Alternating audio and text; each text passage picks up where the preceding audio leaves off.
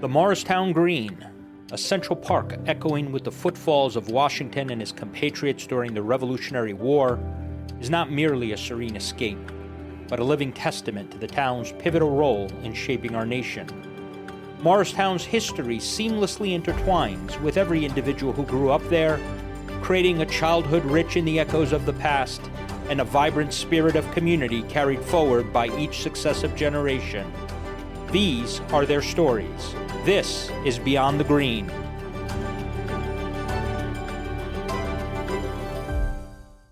Good evening, everybody, and welcome to our premiere episode of Beyond the Green. So let us initially break down exactly what is Beyond the Green. Well, a few months ago, I had this idea. Since there's on Facebook specifically, there's so many groups that are committed to telling the story of Morristown and the people of Morristown, either today and of yesterday. And since so many of its residents, prior residents, have moved away, but it seems like these pages are bringing people back again, whether they're talking about their favorite teachers, if they went to school at Morristown or Del Barton, or their favorite restaurants in town.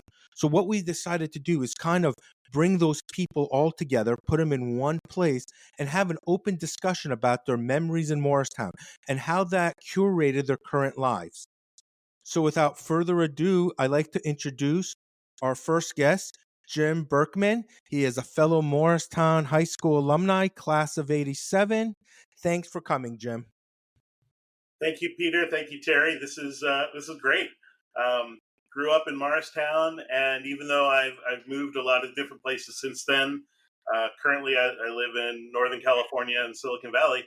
I still consider Morristown and New Jersey home. So, thanks for having me. Yep, thanks for being here. So I'll start by saying, did you just hate the bagels in New Jersey and you moved to California, or was that some other reason that you moved? That's right. The bagels and the pizza just were not good enough, so I had to come out to California. I love California. You know, it's 62 degrees out right now, sunny. But yeah, it's great food, but they cannot figure out pizza or bagels or hard rolls. Any bread product is pretty sad. Matter of fact, Pixar, there's a great scene in Pixar, which they're headquartered here in the Bay Area. They in the movie Inside Out. This is the one with the little girl's emotions, and they move across the country from, I guess, New York to California to the Bay Area, and the kid's upset, misses her friends and all that. The mom's like, "Hey, let's go get pizza," and because that's one of the things they like to do back home. And they get there, and she's like, "Mom, they even ruined pizza," because they had pizza with broccoli on it. So yeah, even Pixar is in on the sad joke. Unbelievable. So let's lay down a little more foundation. So you grew up in and around Morristown, right? Whereabouts? Yeah, so I actually lived in two parts of town. I grew up. I actually don't remember what direction it is, but up Sussex, almost to Randolph, right close to Mount Freedom. Bradford Estates was up there, and so I grew up there from third grade through ninth grade. And ninth grade, I moved to Convent Station. Got it. Yeah, I know what that is. Our pediatrician growing up was on Rayner Road, which I think was right before, off of Sussex, right before you got to Bradford, right? Yeah. Yep. So then, prior to Morristown High School, what did you and I meet? Did you go to Frelinghuysen with me? Because I'm an old man now, and I don't remember. We went to Frelinghuysen, but we got to know each other, of course, because our lockers at MHS were side by side for all 4 years. So we were exactly. We were locker mates.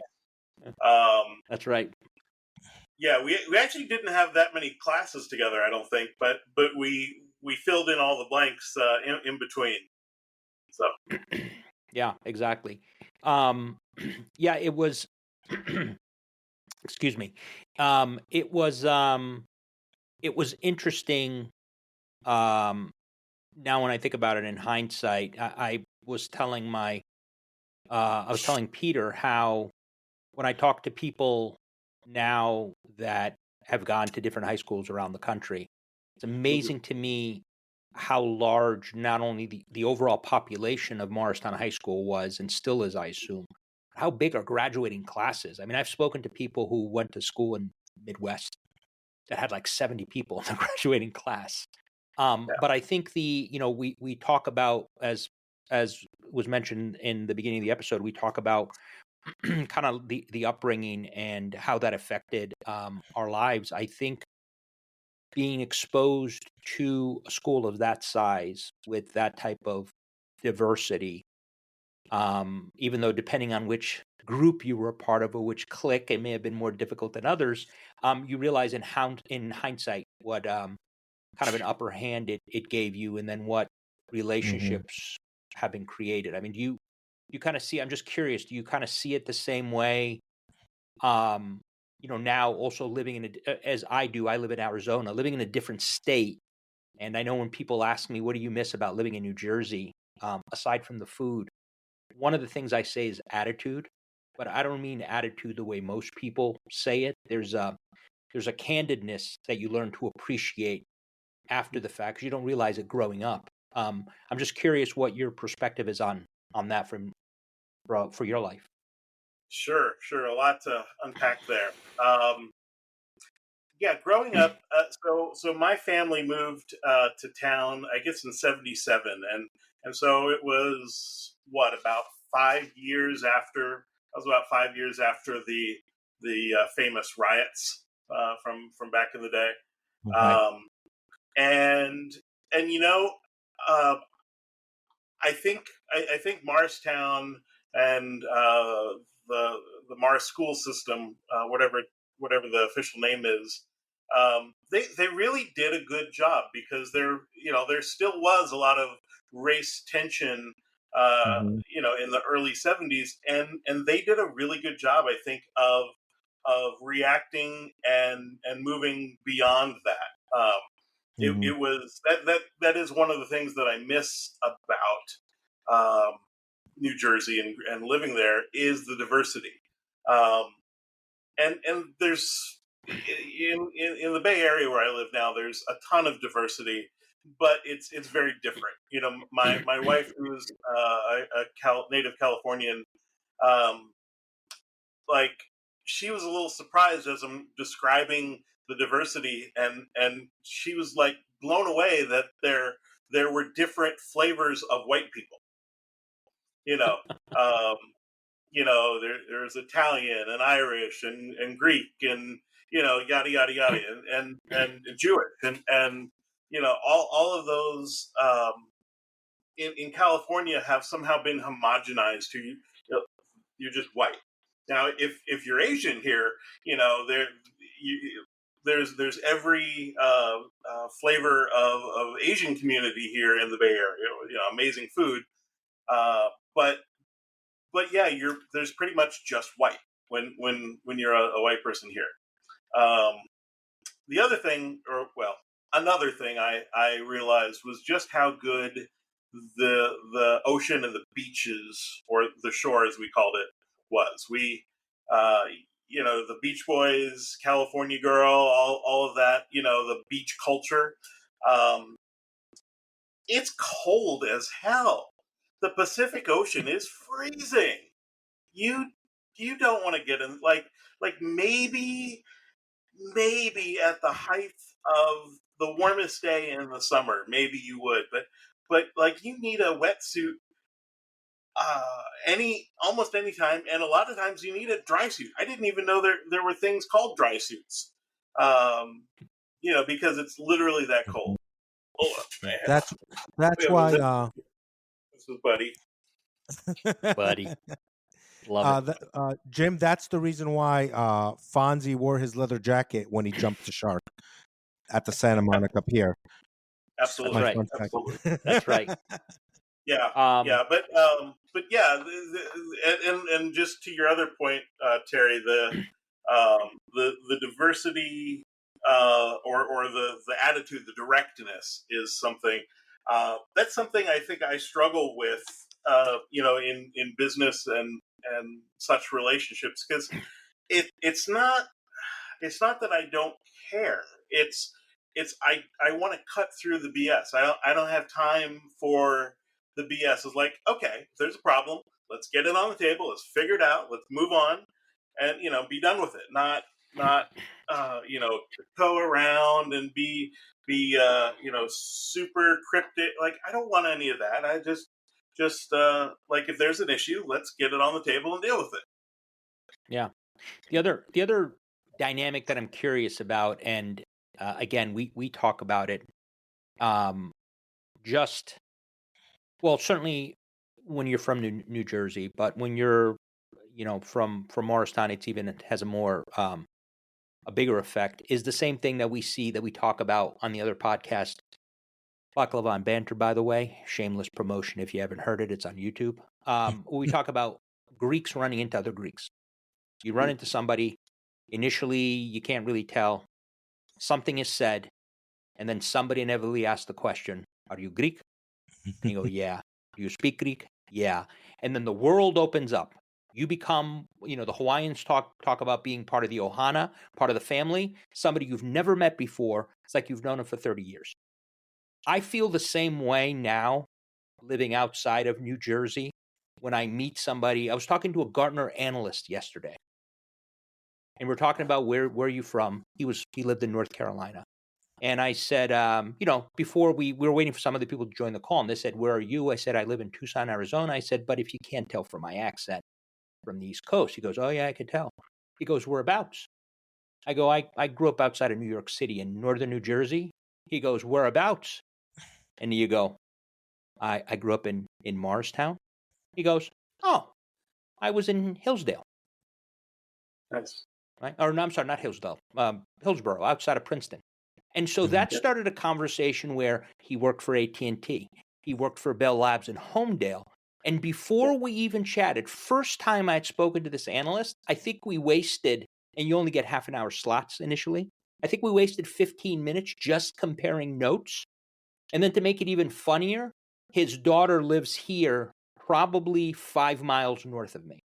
So the point I'm trying to make is, if you take that and then you meet somebody who is more directly from northern New Jersey, or certainly from not necessarily even Morristown, but in that general vicinity, all of a sudden it becomes like Yeah. fraternity, sorority, brothers and sisters. And I think that's the vibe you get on.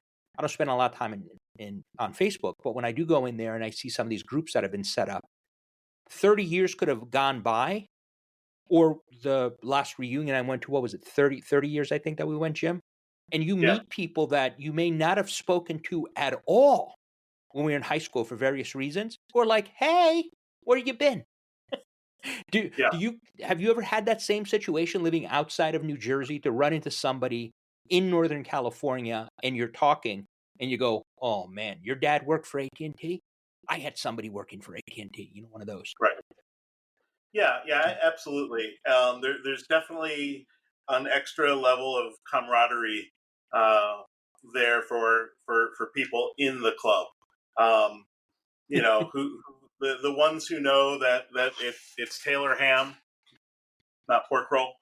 Um, had to slip that one in, but yeah, there definitely is a sense of understanding each other when you run into somebody. And I'd say that 15 minutes you wasted with the Gartner analyst definitely wasn't wasted. Yeah, no, That's that was a great relationship. I just thought it was, you don't you often. can't buy that extra 15 minutes, but Yeah, I always know when you mention to somebody initially where you're from, and you start very broadly and you say New Jersey, and then they want to know where from. You start, and then you'll go, Northern Jersey, where from? Morris yeah, County, whereabouts? Then you start yeah, getting into some Mhm. conversations. Um, yeah. how do you get back to New Jersey or Morristown often? I get back to New Jersey every couple of years. My brother lived there. He actually passed away this past year, but his family, his wife and kids are still there. So yeah, try and get out there every couple of years. Um, So Morristown, Morristown. I make sure I pass through there, but I haven't gone to visit in Morristown too much in the last 10 years, unfortunately. yeah, the reason I ask, and there's two schools of thought, is that, and we were talking about it before we started recording today. The building and the transformation of the Morristown that we knew growing up to now is beyond night and day. There's one camp, and I think I'm in it, that kind of looks at it from a nostalgic perspective and go, it's so different. I mean, the green is still there, and you still know how to get around. The streets necessarily haven't changed, but it's like a mini New York City. I mean, it was always, I think, called a Well, mini Hoboken, right? Now you expect growth. There's the other Well, camp that basically says the more the hold on. better. When we grew up there, Morristown and Hoboken were completely different. Hoboken was that's where you stepped over the homeless people, who were asleep on the Right, inside the path area. right. Only after gentrification did Hoboken yeah. turn nice enough to be called like Morristown. Yeah, true. What were you were gonna say, Peter? Uh, you know, the funny thing is, because I'm there, I drive by more times than not just to see what's going on, and but in retrospect, when you look back, even 10 years after, let's say, you guys graduated, or less within a decade after all of us graduated, the changes that happens first, I think the biggest change was when New Jersey Transit, when the Secaucus Junction was created, which is now the train station Secaucus Junction, which gave the Midtown Express started, the Midtown Direct. So before, to go to Manhattan, you had to switch trains in Summit, even to go to like Hoboken and stuff. Like now, 96, 97, you had these trains now nonstop to Manhattan. And I think that's what really, really opened up the Morristown community to say, hey, you know what? I don't have to take a bus anymore. I can live 40 miles away, but I can be in work within an hour. And I think within that 25, 27 years since that's happened, you basically have seen the city explode, or going from a town to a small city. Very much, living in Bergen County now for the last a dozen years, Morristown now always gets compared to Ridgewood, Really? because a lot of people in the finance district live in Ridgewood, and you see that, and you're like, it's still not Ridgewood. Morristown is Morristown will always be Morristown. The thing, and the thing I want eventually to kind of, even though we're talking about the people that used to live in Morristown, and one thing we want to do with the show is perhaps drill down more on the history of it. What Ridgewood doesn't have, it doesn't have your Alexander Hamiltons. It doesn't have your George Washingtons. We were the military capital of the Revolution. I think at The the end of harshest the winter that the Revolutionary Army had spent wasn't Valley Forge. no, it It was wasn't. Markston. Yeah. And when you think about that, Ridgewood doesn't have a Patriot's Path. When you think about communications, we had Alfred Vail. Hell, him and Samuel Morse created, literally in Speedwell Village, created the communication that would come to be the epicenter of communication through the 1800s. And it's just when you sit back and you think about Thomas it, Moss. exactly, exactly. Um, Santa Claus was, the modern Santa Claus was created in Morristown. Right.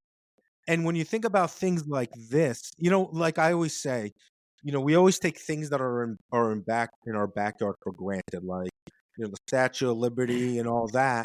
It's in our backyard, but people will In New Jersey. save up. Exactly. And people will save for years. This is my thing, is it blows my mind that somebody from Europe or any other continent will save for years just to spend 2 weeks in New York City.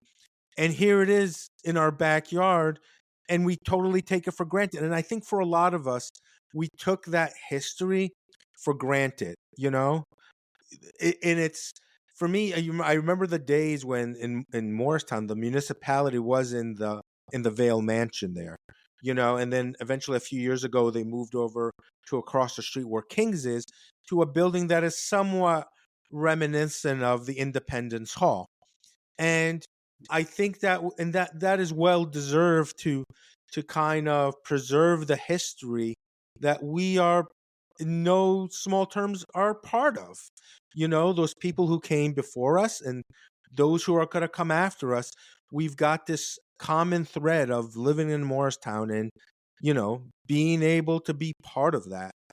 And I think and I think that's when you guys were talking about earlier about what do you miss the most. And I think everybody, and that's the one thing that brings those Facebook pages together, is that common thread that runs through it. And it's like, we like, you hear talk about people, oh, we went to Burnham Park Pool, or you went to Streeter Pool, and stuff like that, and the times how you spent your summers, and going off campus while you're in high school.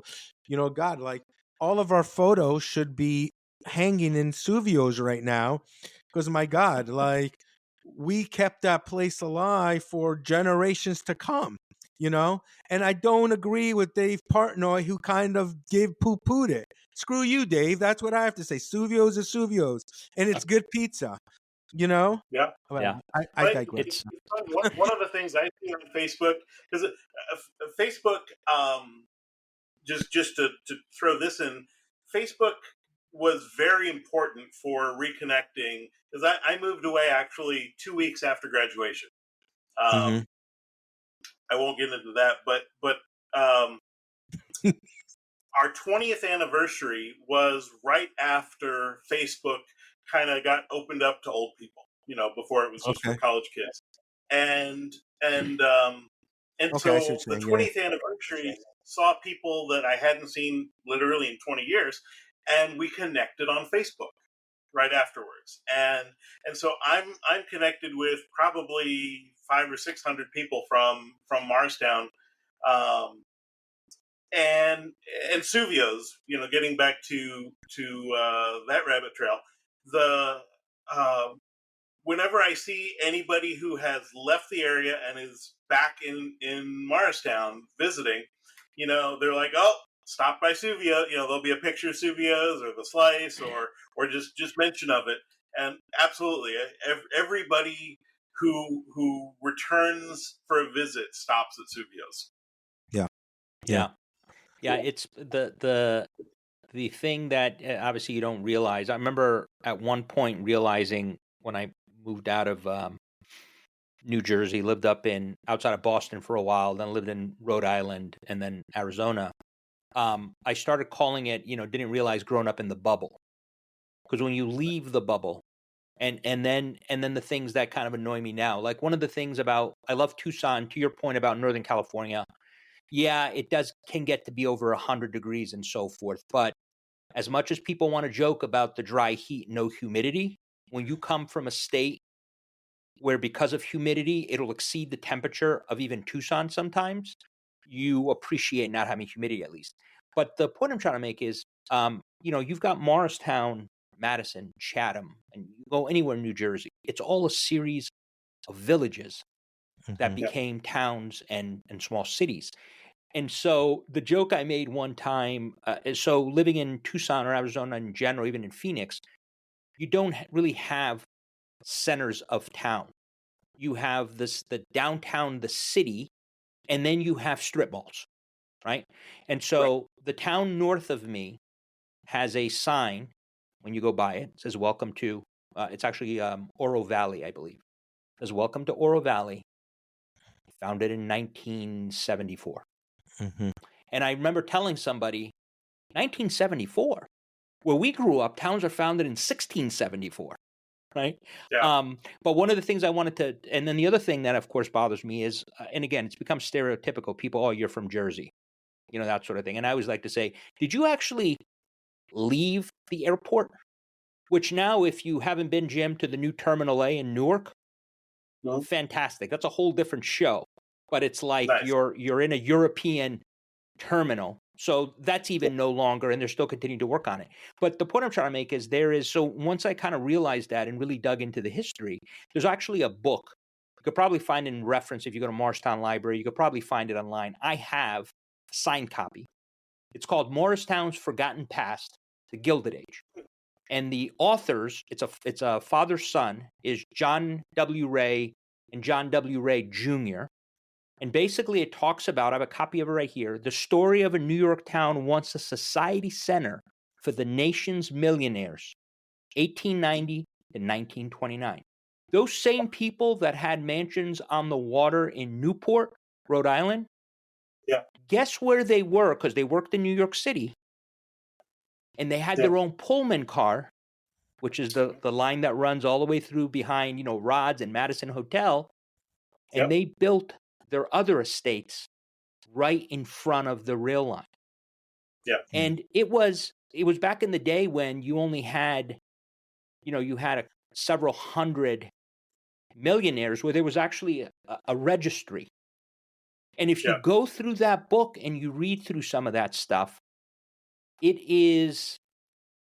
blows your mind and makes me appreciate how much, kind of unbeknownst to us when you're younger, I guess, how much you did grow up in such a societal center, like you said, the center of the founding of the nation, and how much history there is and continues to be. And again, that's why we talk about on this podcast.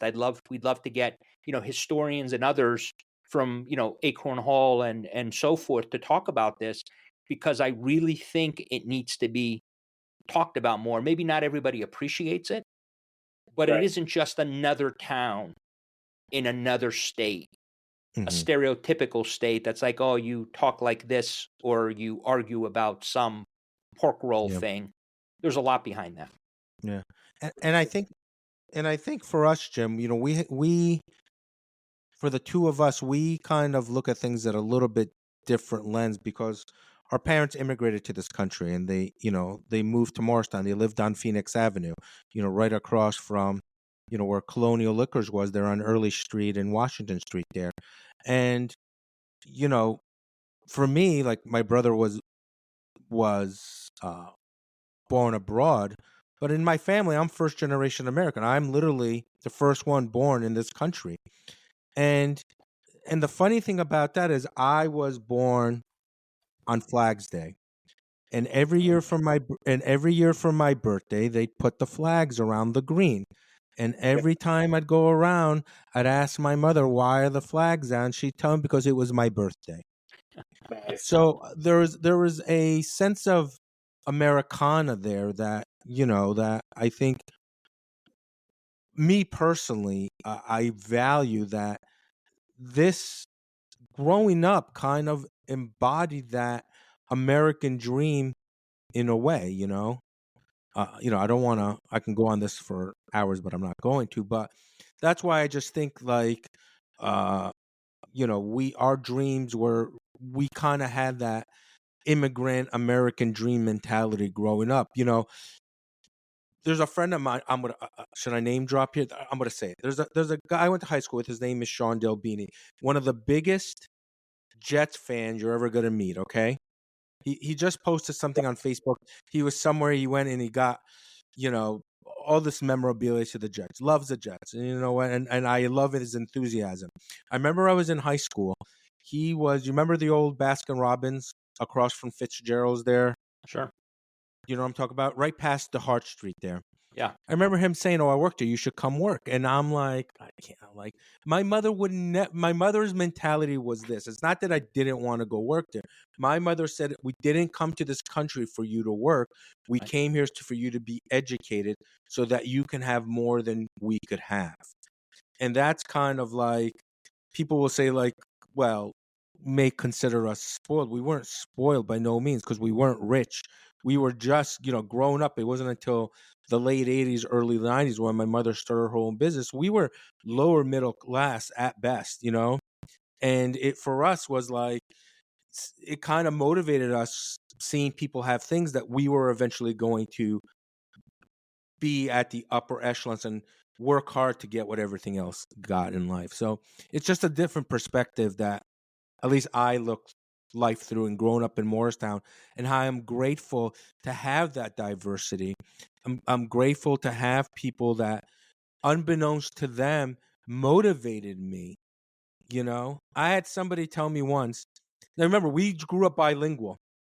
I remember, I'm not going to tell you who the person was because you went to school with their brother, but I was at Sussex Avenue School. This has had to be 82. I had a teacher there. Her name was Mrs. Litsky. Okay. There was a kid in class who said to me, "Why don't you learn how to speak English?" Now, I spoke English just fine, but we spoke with a little bit of an accent. Okay. Right. That's in the past. I'm not trying to, but you don't think that didn't motivate me? Hell yeah, it motivated me. Like, hello, bitches, here I am now. Again, I got to calm it down a little bit. People, get people upset. But stuff like that kind of motivated me through life. But yeah, I am just grateful for the opportunity to love this community was tremendously influential to where I am today. And I'm extremely grateful for it. Yeah. So and you make some great points there.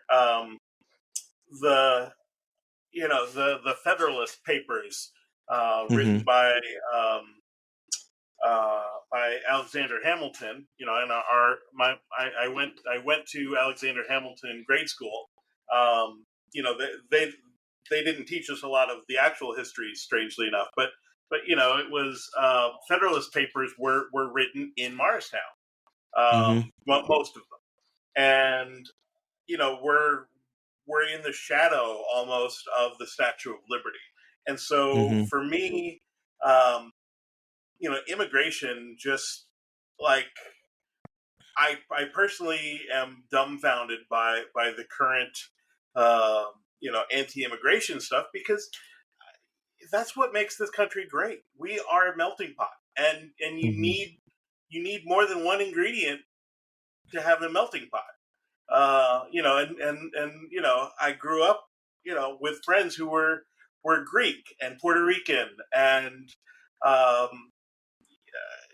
just the whole diaspora across the world that came to the U.S. And so, I think that's something I see in other parts of the country that's missing, is that love for those other cultures, the mixing of those.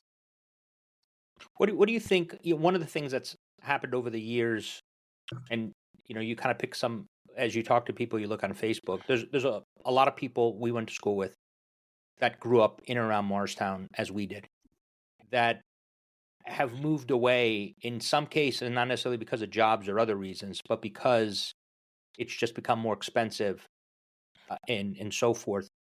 What do you think if you were to take a poll, the people that live there that have moved because of those reasons, not because either they had a different experience and really didn't care for it, but if they had an option, what percentage of people do you think would move back to be in and around Morristown? Do you think that sentiment of the kind of stuff that we're talking about for those that, again, they didn't even necessarily have to go to Morristown High School, by the way, I'm not saying that.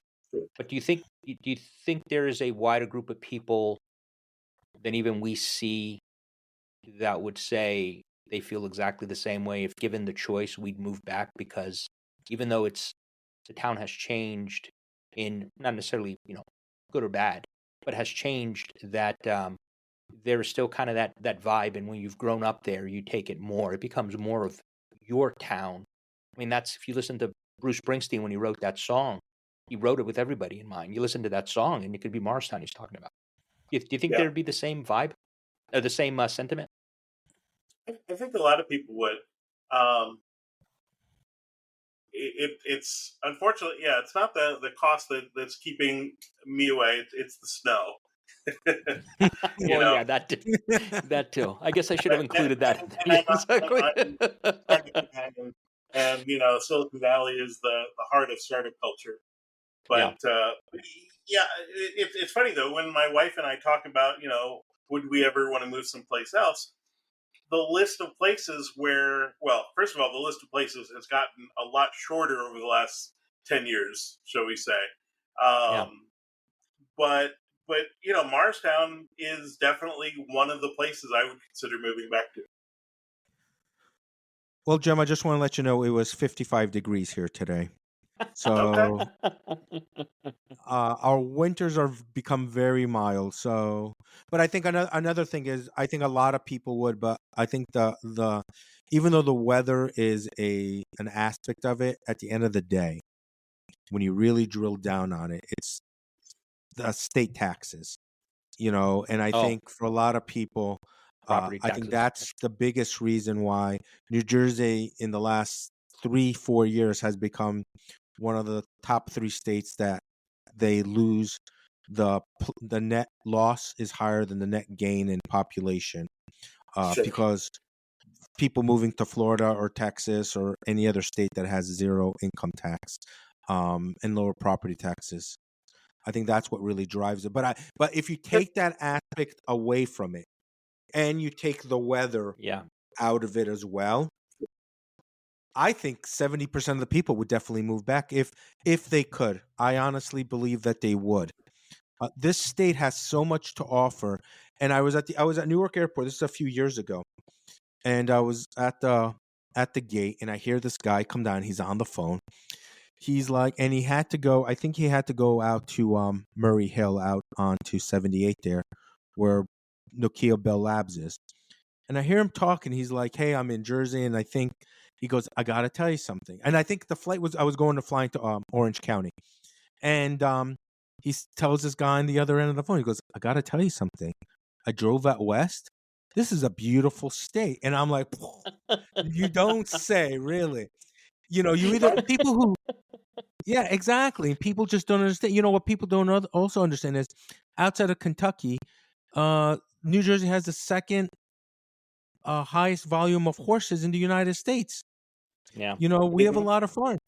Yeah. There's Well, your the fun fact U.S. for the day, equestrian Jim. team is the U.S. Yeah, equestrian team is headquartered out in Far Hills, right? yeah, yeah. But Yeah. we're pushing back against the clock here. So, Jim, I'm going to ask you our 5 questions that we're going to ask every interview Well, here. one thing I wanted to push back on, and Okay, go absolutely ahead. agree with the taxes, but I Yeah. think a lot of people forget that there's a reason that those taxes are collected. New Jersey has one of the, usually it's in the top 5 in the country school systems.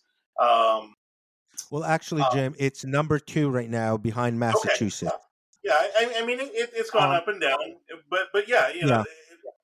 um, there's a reason. There's services and things like that the government is actually Hmm. doing to make our lives better. Yeah. But it Anyway, is just push back. no, no, fair. But I'm also going to say it's only one of the only places on the East Coast you have to pay to get on the beach. But just saying, Really, I never realized that. it's not a deal breaker for me, but it's there. Okay. Um, But the funny thing is, if you live in our area, there's so many. When you go to south of Seaside Heights, it's mostly people from Pennsylvania. So when Yeah. you go Or to the Cape Mays, the Wildwoods, it's all Sure. Pennsylvania. Everybody from Chester, Chester County, south of yeah. Philadelphia. That's Long who Beach owns all Island those. is mostly New Yorkers, though. Yeah, but you got to go south of that. Oh, right, right, South, right. Yeah, keep yeah. keep Good going point. south now. Now I gotta also interject this. There have been some good changes in New Jersey since I've moved away. Growing up, I remember this was I was probably, I don't know, 16, and a bunch of friends went down to Asbury Park Sure. for the beach, down to the shore for the day, and we were in the water playing, doing all that. And lunchtime we get out, we're eating lunch up on, get pizza and Mm-hmm. custard and all that up on the boardwalk. And we go to get back in the water, and they had closed the beach because the toxic stuff levels had gone up.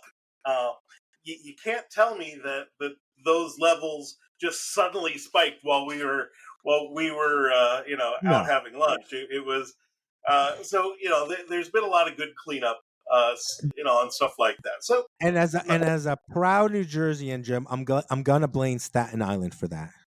I just have to blame Staten Island. I just have to. But no, the beaches are pure beautiful. And you're right. Over the last 20, 25 years, the state EPA and even the federal EPA have done a wonderful job monitoring the waters up and down the coast here. Anything else you want to push back on before I challenge you on your 5 questions? You sure? I'm good. So all right. So just to touch just want 5 simple questions. So thinking back to your days at MHS at Morristown High School, who was your most memorable teacher or teachers? Who do you think kind of most influenced you?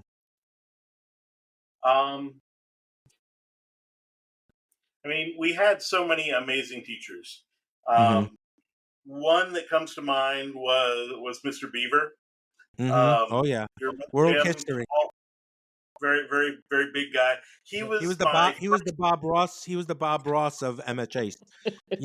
Right, but yeah, he was the one that drove a motorcycle, looked like he was in a motorcycle gang, and he was first period freshman year for me. So Mhm. I'm a scared little freshman, fresh off of Frelinghuysen, and go in, and here's this giant teacher who looks like he could take on Hell's Angels, and but just amazing history teacher. Mhm. Another would have to be Wayne Walters. Mhm. My love of music and singing Mhm. comes directly from that.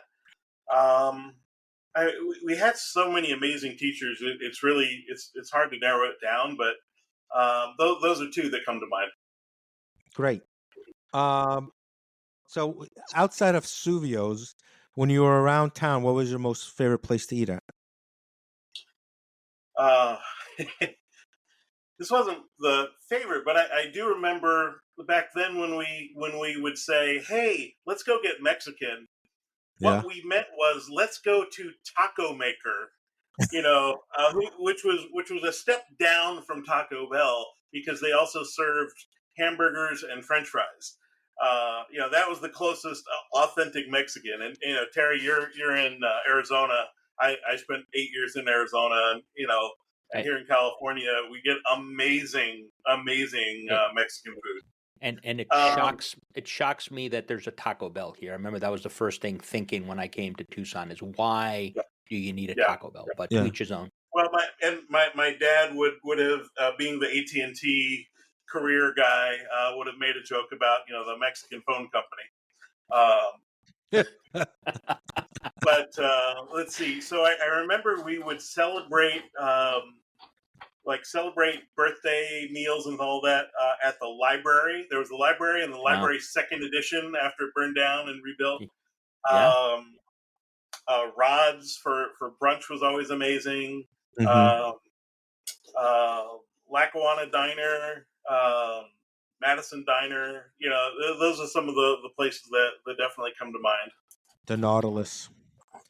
Yeah. Um, so on a Friday, Saturday night, when you're hanging out with your friends, where would you go? Um, I had really strict parents, so Mhm. so Mhm. I might have been at a friend's house hanging out, but uh, I remember my grandmother came and was staying with me while my parents were traveling on a vacation. I think they went to Australia for like 3 weeks and left me. And my grandmother asked, "So when's your what time is Jim's curfew?"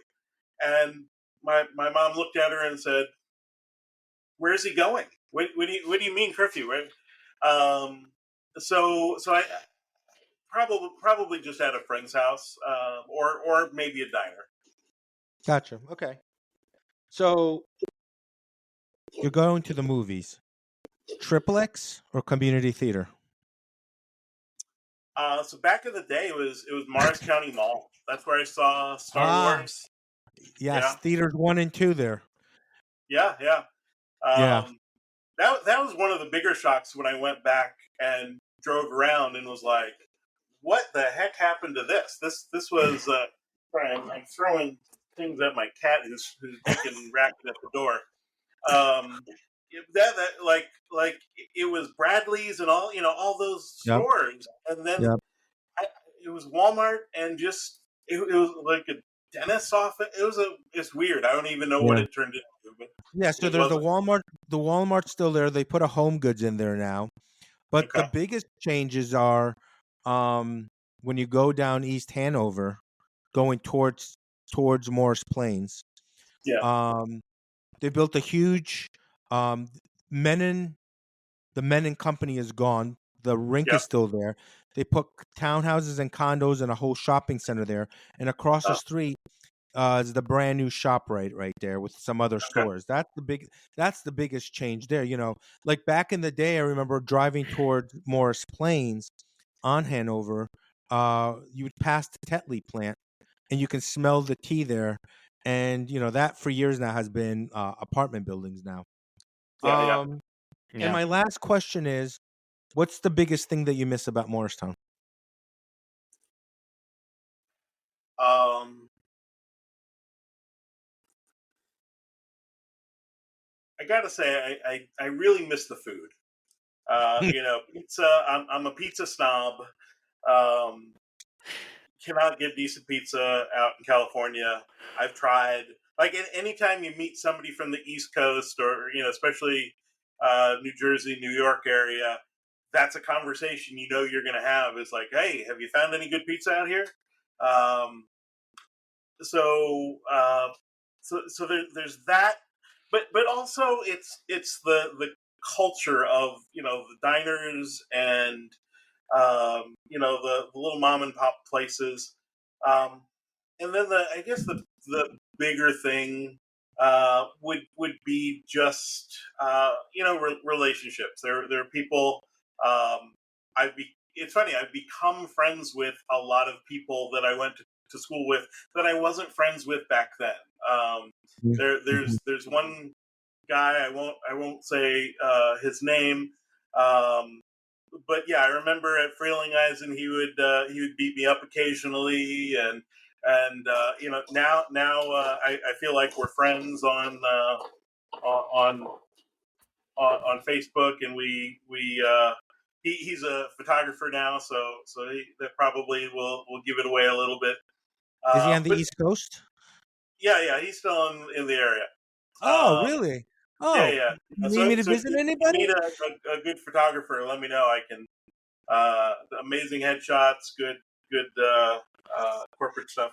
Anyhow, but just there's a lot of relationships that I've made and either made or reconnected with, that I just haven't. It's over the internet now, and so Hmm. there's a lot of relationships that it would be nice. Terry, like you when you come out to the Bay Area, when we get out to a nice restaurant, breaking bread together, it's hard to pass that kind of thing up. And So So it that's seems like and I have to bring my own bread, though. This is what it sounds like to me. you do, unless you like sourdough. no, that's why The area is that's we trick pony when it comes to bread. yeah, that's why the last time I was out there and Jim and I went to a restaurant, it was a Greek restaurant. Hmm. That way at least Yeah. accomplished that. But yeah, Yeah. that's interesting about. I just want to add to what you said about the relationships. Is the other neat dynamic, and I notice this all the time happening on Facebook. Is if I think any of us said today, well, my brother's already out there, but if you or I, Jim, said, "Hey, we're going to be in town for a couple of days. We want to get together. Hmm. Let's meet at X place," you'll probably get a good number of people showing up, Yeah. Yeah. which is kind of neat. Yeah. Definitely. Well, listen, Jim, we appreciate you taking time and spending an hour with us today. Um, listen, we hope your story continues and eventually, we can loop around and get you back on. That's a little ominous. Don't need Listen, to I'm look over not. my shoulder. That's a Jersey ending to a podcast. Come Yeah, on. listen. I How hope you you make. doing? Yeah. Go ahead, Jim. I'm sorry. Oh, yeah. I hope nobody whacks you tomorrow. May your Listen. sandwiches not disappoint. May your pizza not have pineapple. That's right. That's right. But listen, we really appreciate you coming on with us and sharing your story with us. And it's a story that is going to be shared with a lot of people now. And if anybody remembers Jim from high school, listen, feel free to reach out. Leave your comments below. Whether Email is jim@berkman.net. So if well, anybody wants to ping me, Jim, we will add that to the bottom to the description. And whether you're watching this on YouTube or you're listening to this wherever you get your favorite podcast from, we would really love it if you guys can subscribe to the channel now as we get more and more people coming on. We do have a list of people that we will have coming on. Won't be every week. It'll probably be twice a month at most. Because we do have. I reached out to Jill and she said she's interested. Well, let's keep that on the hush hush now, because we don't want to give away too many spoilers here, Jim. But the one I'm just gonna give this one shout out to, and I think going to school in Morristown, I think he got more crap than anything, and to our principal Ernie Smith. Yes. This guy was a legend at the end of the day, and God, people. He was so old school, but in retrospect, when you think about back to him, he was a good principal, And you're talking about you go back about with a decade before we had the race riots. I think he was instrumental in bringing people together. I just wanted to give out a shout out to him. I know, rest in peace, Mr. Smith. You were a great guy. But again, Jim, thank you so much. And we look forward to anybody out there who's watching this. If you want to be on if you want to come on and tell your story, feel free to email us. Our information is below. And we'll schedule on. I hope as we do, we appreciate everybody out there. And we all have, like I said earlier, we all have that thread of Morristown, the community that runs through us. So our stories, as different as they are very similar. So on behalf of my brother and myself and Jim, thank you for joining us. This has been Beyond the Green. Thank you and take care. Thank you.